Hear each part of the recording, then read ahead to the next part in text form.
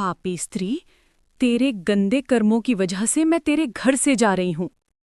क्या आप जानते हैं, कुछ घर ऐसे होते हैं जहां माँ लक्ष्मी कभी प्रवेश नहीं करती।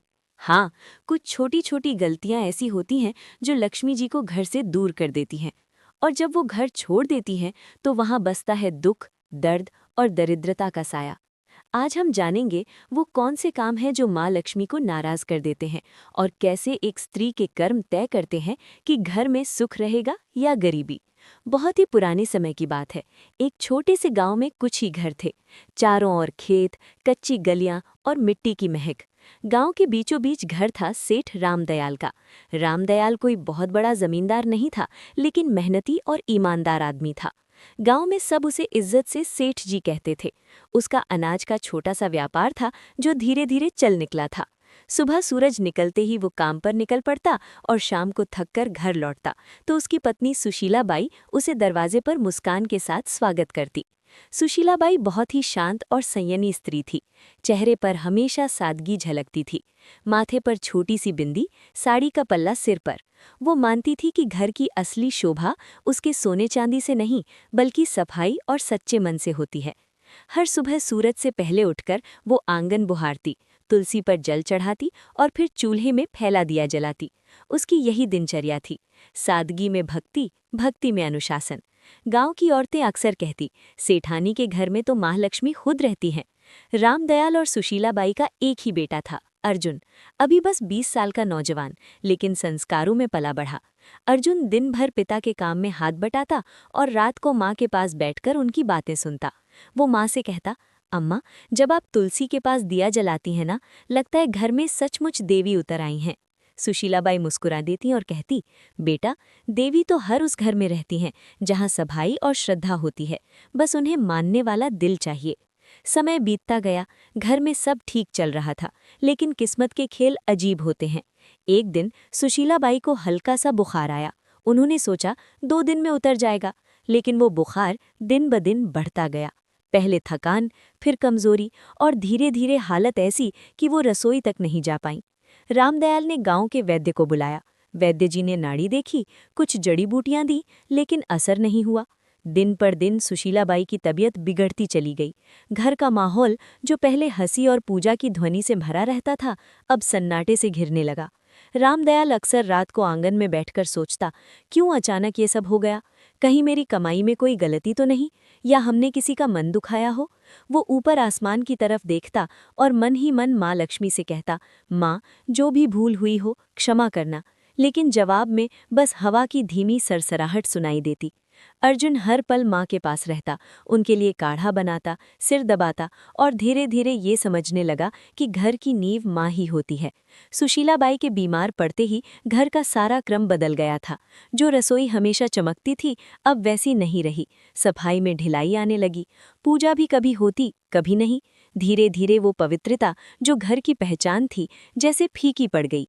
एक रात जब सेठ अपनी पत्नी के सिरहाने बैठा था, उसने कहा, सुशीला, मैं सोच रहा हूँ अब अर्जुन की शादी कर दूं। सुशीलाबाई ने धीरे से आंखें खोली। इतनी जल्दी? अभी तो वो बच्चा है।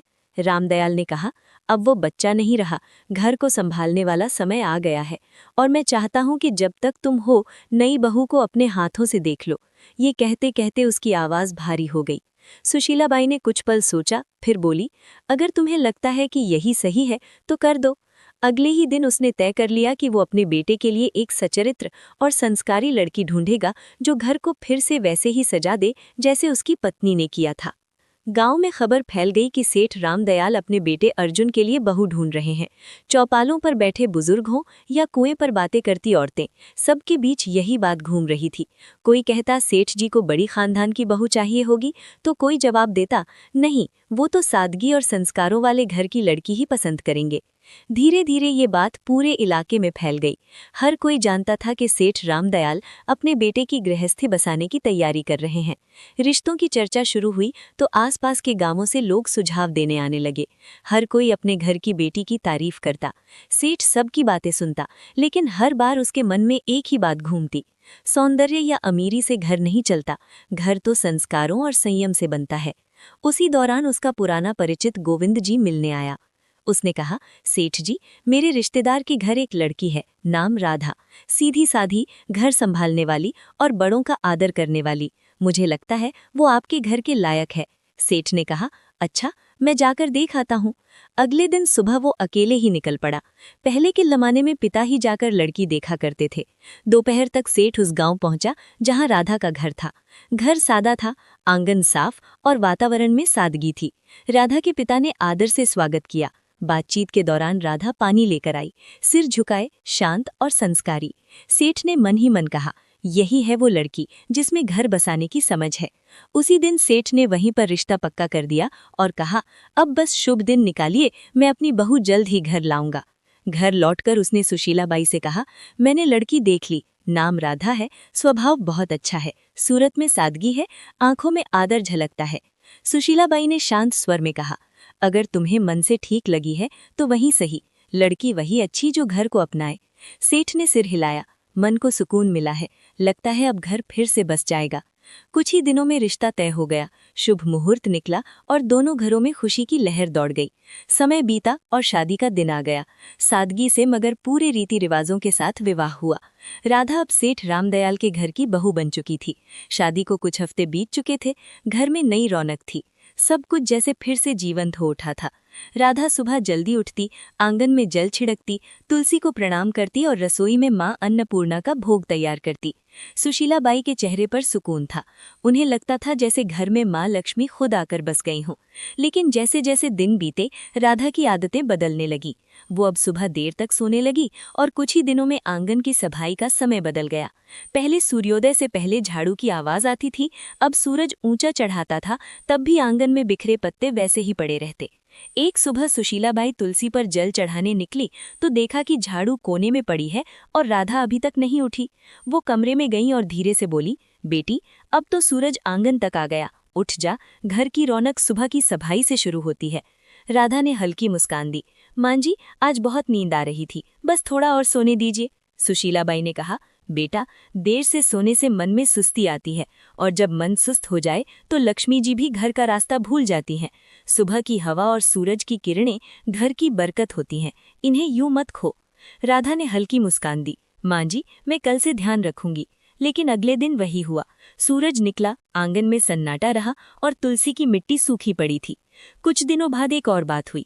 राधा झाड़ू लगा रही थी, तभी झाड़ू गलती से उसके पैर से लग गई।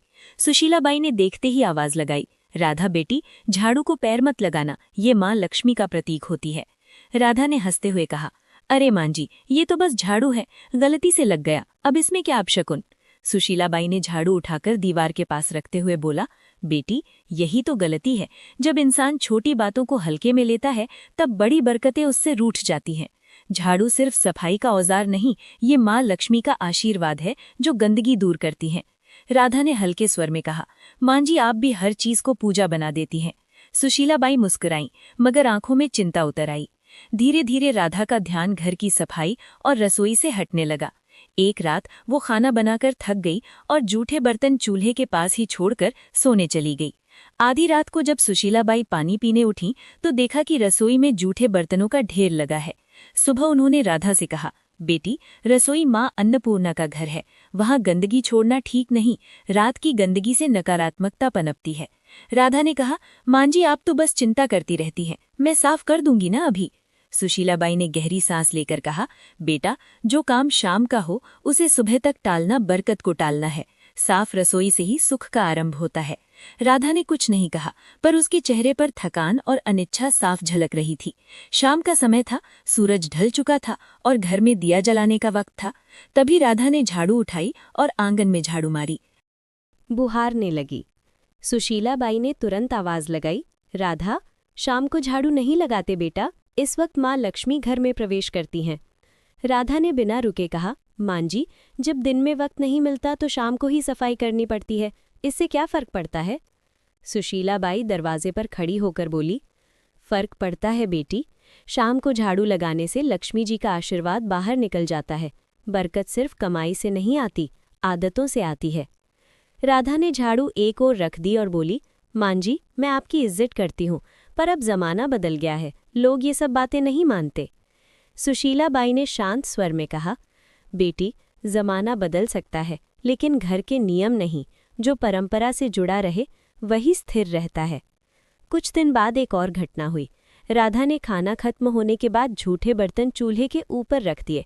जब सुशीलाबाई ने देखा तो बोली, बेटी, चूल्हा माँ अन्नपूर्णा का आसन है, वहाँ झूठे बर्तन नहीं रखे जाते। राधा ने बिना ऊपर देखे कहा, मां जी, मैं बस जगह की कमी से रख दिए थे, बाद में धो दूंगी। सुशीलाबाई ने कहा, रसोई में पवित्रता सबसे जरूरी है। अगर चूल्हे पर गंदगी होगी तो लक्ष्मी जी की कृपा भी घट जाएगी। राधा ने मुस्कुराते हुए कहा, मां जी, हर चीज में देवी ढूंढना बंद कीजिए। खाना तो मैंने बना ही दिया ना, अब थोड़ी देर में सब साफ हो जाएगा। सुशीलाबाई ने कोई जवाब नहीं दिया। उनके चेहरे पर निराशा थी, मगर मन में अब भी उम्मीद थी कि शायद एक दिन राधा इन बातों का अर्थ समझ लेगी। धीरे धीरे घर का माहौल बदलने लगा। पहले जहां सुबह पूजा की घंटी बजती थी, अब सन्नाटा रहता था। तुलसी के पास मिट्टी सूख गई थी, दीपक बुझा रहता था। सुशीलाबाई अब भी हर सुबह तुलसी के सामने खड़ी होकर कहती, हे माँ, इस घर पर अपनी कृपा बनाए रखना, मेरी बहू को सही समझ देना। लेकिन जैसे घर की रोशनी धीरे धीरे कम होती जा रही थी, सेठ रामदयाल अब चिंतित रहने लगा था। उसे लगता घर में कोई अदृश्य भारीपन फैल गया है। एक दिन उसने सुशीलाबाई से कहा, लगता है माँ लक्ष्मी रूठ गई हैं। सुशीलाबाई ने चुपचाप सिर झुका लिया। उन्हें पता था ये सब राधा की लापरवाह आदतों का नतीजा है, पर वो अभी भी उसे डांटना नहीं चाहती थी। उनका विश्वास था कि प्यार से समझाने पर राधा बदल जाएगी।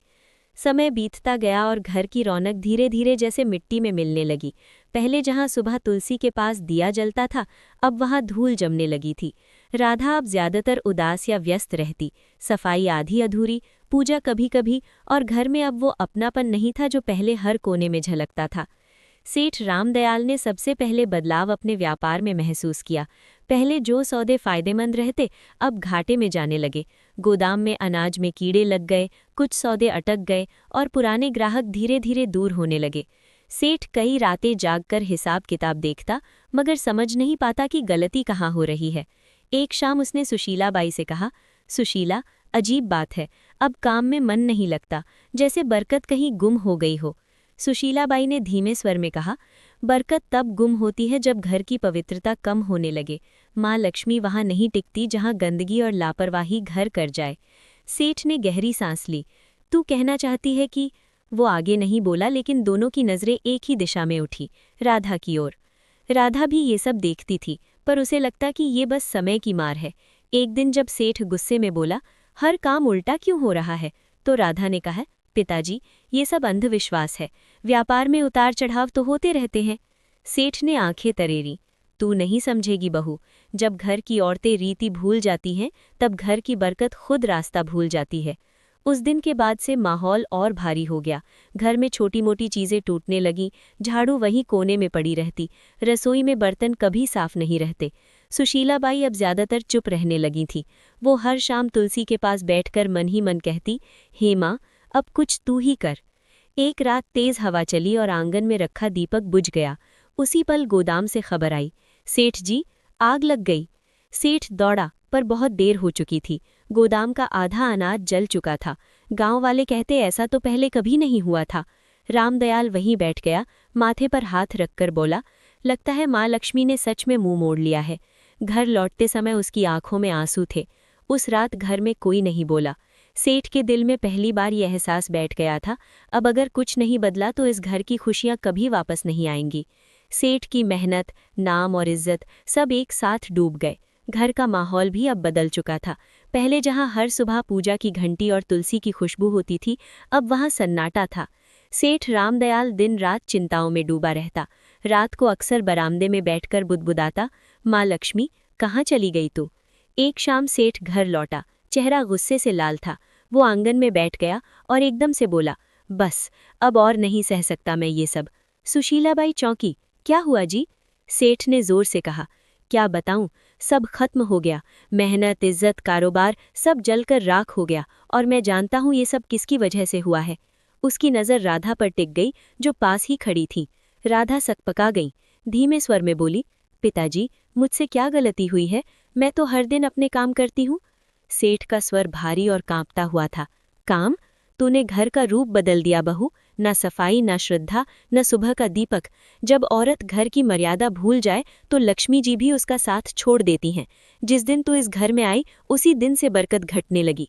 राधा की आंखें भर आईं। वो रोते हुए बोली, पिताजी, मैंने किसी का बुरा नहीं चाहा पिताजी, मैंने बस अपने ढंग से जीने की कोशिश की। अगर पूजा में देर हो जाए या सफाई में कमी रह जाए तो क्या सारी विनाश की जड़ मैं ही हूँ? सेठ गुस्से से उठा और बोला, हाँ, क्योंकि घर की नींव औरत के कर्मों से टिकती है। अगर वो ही ढीली हो जाए तो पूरा घर ढह जाता है। तेरे आने के बाद से न शांति बची न बरकत। अब मैं तुझे कुछ और नहीं कह सकता, बस इतना कि इस घर से जा राधा, जा और अपने कर्मों पर खुद विचार कर। राधा स्तब्ध रह गई। उसने कांपती आवाज में कहा, मान जी, आप तो कुछ कहिए, क्या सच में मेरी ही वजह से ये सब हुआ? सुशीलाबाई की आंखों में आंसू थे, लेकिन शब्द नहीं निकले। राधा के गालों पर आंसू लुढ़क पड़े। सेठ ने कड़क स्वर में कहा, अब इस दहलीज को पार मत करना जब तक मन और घर दोनों पवित्र ना हो जाएं। राधा ने बिना कुछ बोले सिर झुकाया। उसने धीरे से दहलीज पार की, वही दहलीज जहां से कुछ महीने पहले उसने पहली बार कदम रखा था। और राधा बिना कुछ कहे, बिना किसी सामान के, आंसुओं से भीगी साड़ी में उस घर से निकल गई। कदम भारी थे, लेकिन मन में एक संकल्प जल रहा था। अब वो माँ लक्ष्मी से क्षमा मांगेगी, चाहे इसके लिए उसे खुद को मिटाना ही क्यों न पड़े। रात ठंडी थी, रास्ता सुनसान। गांव से बाहर निकलते ही घना जंगल शुरू हो गया। पेड़ों की छांव में चांद की किरणें भी मुश्किल से पहुंचती थीं। वो एक पुराने बरगद के नीचे बैठ गई। आंसू रुक नहीं रहे थे, मगर भीतर एक अजीब सी दृढ़ता थी। उसने हाथ जोड़कर कहा, माँ, जब तक आप दर्शन नहीं देंगी न मैं अन्न ग्रहण करूंगी न जल। रात बीती, दिन निकला। भूख ने शरीर तोड़ दिया, पर उसका मन और मजबूत होता गया। तीसरे दिन जब सूरज ढलने को आया तो चारों ओर अचानक हल्की रोशनी फैलने लगी। राधा ने आंखें खोली। सामने सुनहरी आभा थी और उस आभा से निकला एक दिव्य स्वर, राधा। वो कांपते हुए उठी। माँ लक्ष्मी, क्या सच में आप मेरे सामने हैं? महालक्ष्मी मुस्कुराईं। उनका चेहरा प्रकाश से भरा था। हाँ बेटी, मैं आई हूँ। तेरा आह्वान सच्चा था। तेरी पश्चाताप ने मुझे यहाँ खींच लाया। पर बता, तू दुखी क्यों है? राधा जमीन पर झुक गई। आंसुओं से भरे स्वर में बोली, माँ, मुझसे बहुत गलती हुई। मैंने आपकी परंपराओं को अनदेखा किया, सासू जी की बातों को पुरानी मान्यता समझा, और अब मेरे कारण सब नष्ट हो गया। कृपा कर बताइए माँ, आखिर मैंने कौन कौन सी भूल की? माँ लक्ष्मी का स्वर मधुर था, लेकिन गंभीर। बेटी सुन, जब कोई स्त्री इन गलतियों को करती है तब मैं स्वयं उस घर से दूर चली जाती हूँ। फिर उन्होंने अपनी उजली हथेली उठाई और एक एक करके बताया। पहली गलती, उन्होंने कहा, जब कोई स्त्री झाड़ू को पैर से लगाती है तो वो माँ लक्ष्मी का अपमान करती है, क्योंकि झाड़ू ही स्वच्छता और समृद्धि का प्रतीक है। दूसरी गलती, जब झूठे बर्तन चूल्हे पर रखे जाते हैं तो अन्न की देवी माँ अन्नपूर्णा नाराज होती हैं। जहाँ अपवित्रता रहती है वहाँ मैं प्रवेश नहीं करती। तीसरी गलती, जब दहलीज पर बैठकर भोजन किया जाता है तो वो स्थान जो स्वागत और आशीर्वाद का होता है अशुद्ध हो जाता है। मैं दहलीज से लौट जाती हूँ। चौथी गलती, जब शाम के समय झाड़ू लगाया जाता है तो वो मेरे आगमन के समय मुझको ही घर से बाहर निकाल देता है। पांचवी गलती, जब स्त्रियां देर तक सोती हैं और सूरज के निकलने के बाद भी घर बंद रहता है तो आलस्य के कारण घर की ऊर्जा नष्ट होती है। मैं ऐसे घरों में नहीं ठहरती। छठी गलती, जब आंगन की सफाई नहीं होती तो वहां नकारात्मकता फैलती है और मैं वहीं से लौट जाती हूँ जहां गंदगी देखती हूँ। सातवीं गलती, जब झूठे बर्तन रात भर रसोई में पड़े रहते हैं तो वो अंधकार को बुलाते हैं और मैं ऐसे घरों से विदा ले लेती हूँ। आठवीं गलती, जब किसी के सामने दरवाजे को पैर या थोक से ठोका जाता है तो वो घर की मर्यादा को चोट पहुंचाता है। मैं वहां टिक नहीं सकती जहां आदर न हो। नौवीं गलती, जब घर में झगड़ा और कटुता रहती है तो मेरा स्वरूप जो शांति है वहां टिक नहीं सकता। 10वीं गलती, और जब स्त्रियां अपनी पूजा, सफाई और संयम को हल्के में लेती हैं तो वो खुद अपने हाथों से सुख के द्वार बंद कर देती हैं। माँ लक्ष्मी की आवाज़ धीमी हुई, याद रखो बेटी, मैं हमेशा वहीं बसती हूँ जहाँ स्वच्छता, श्रद्धा और सच्चा मन होता है। ये रीति नहीं, जीवन का संतुलन है। राधा की आंखों से आंसू रुक नहीं रहे थे। उसने कांपते हुए कहा, माँ, अब समझ गई, घर की रौनक सजावट से नहीं, आदर और पवित्रता से आती है। माँ लक्ष्मी मुस्कुराई, तूने गलती मानी है, अब तेरा घर फिर उजलेगा। जा बेटी, अपने ससुराल लौट जा, तेरे लौटते ही बरकत भी लौटेगी। इतना कहकर देवी का रूप धीरे धीरे प्रकाश में विलीन हो गया। राधा वहीं झुकी रही, हाथ जोड़कर बोली, माँ, मैं आपका वचन निभाऊंगी। अब इस जन्म में फिर कोई ऐसी भूल नहीं करूंगी। फिर उसने सिर उठाया, आंसुओं में मुस्कान थी और कदम गांव की ओर बढ़ा दिए। जैसे ही उसने दहलीज पार की, सुशीलाबाई दौड़कर आई और आंसुओं के साथ बोली, राधा, तू लौट आई? राधा ने कहा, माँ जी, मैंने सब समझ लिया है। माँ लक्ष्मी घर में तभी बसती हैं जब सफाई, पूजा और श्रद्धा साथ हों। उसी दिन से घर में फिर रौनक लौट आई, व्यापार संभल गया और पूरे गांव में चर्चा होने लगी। सेठ जी के घर में माँ लक्ष्मी फिर से बस गईं। दोस्तों, याद रखिए, जो स्त्रियां घर में गंदगी रखती हैं, देर तक सोती हैं, रसोई में झूठे बर्तन छोड़ती हैं, शाम को झाड़ू लगाती हैं, दहलीज पर बैठती हैं या सफाई को हल्के में लेती हैं, उस घर में कभी माँ लक्ष्मी प्रवेश नहीं करती। ऐसे घरों में सुख नहीं टिकता, बल्कि दरिद्रता और दुख का वास बन जाता है। माँ लक्ष्मी उन्हीं घरों में निवास करती हैं जहाँ स्वच्छता, सच्चाई और श्रद्धा हो। तो बहनों और भाइयों, अगर आप चाहते हैं कि आपके घर में माँ लक्ष्मी की कृपा सदा बनी रहे, तो इन 10 गलतियों को आज से ही छोड़ दीजिए और अपने घर को पवित्र रखिए। अगर आपको माँ लक्ष्मी और राधा की ये कहानी अच्छी लगी हो तो इस वीडियो को लाइक करें, अपने सभी दोस्तों और परिवार वालों के साथ शेयर करें और ऐसे ही आध्यात्मिक और प्रेरणादायक कथाएं सुनने के लिए हमारे चैनल को सब्सक्राइब करना बिल्कुल मत भूलिए। और कमेंट में सब लोग ज़रूर लिखें, जय माँ।